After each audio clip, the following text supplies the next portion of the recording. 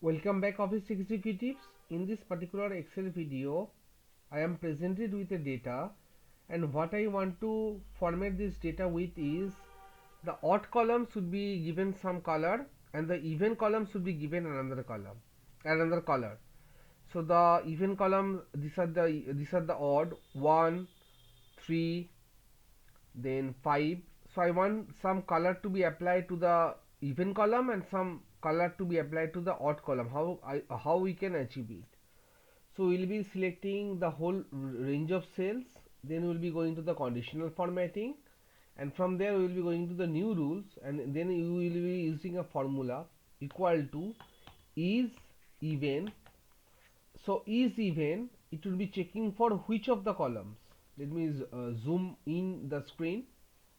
So is even will be checking in the even columns. The even is even will be checking the is even on which we will be checking in over the column. Then we will be going to the format section. Let me zoom out the screen. That's the formula.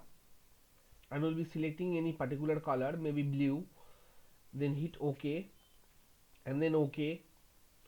So the even column is being given a particular color. In a similar way, we will be selecting this range of cell, and again we will be going to the conditional formatting and then new rule. This time we will be using the formula equal to is odd, and we will be is odd, the formatting would be applied over column. So we will be passing in the column as the reference, then going to the format section, and then from the field we will be selecting maybe green, then hit OK and then OK.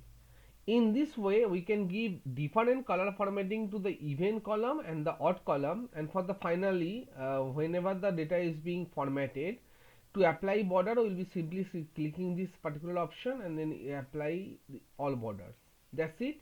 Your data is nicely formatted. That's all for this particular video session. Thank you all guys and happy coding.